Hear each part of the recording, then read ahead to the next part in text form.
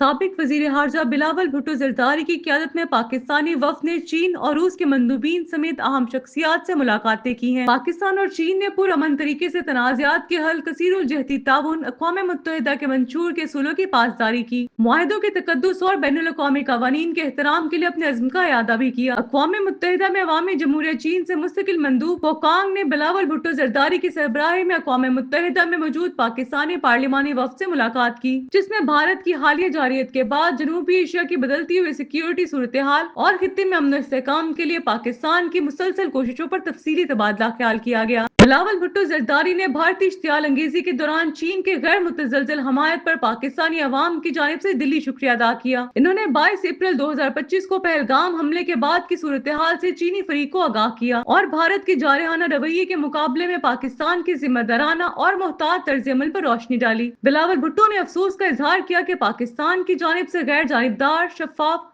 और आज़ादाना तहकीकात की पेशकश को भारत ने मुस्तरद कर दिया।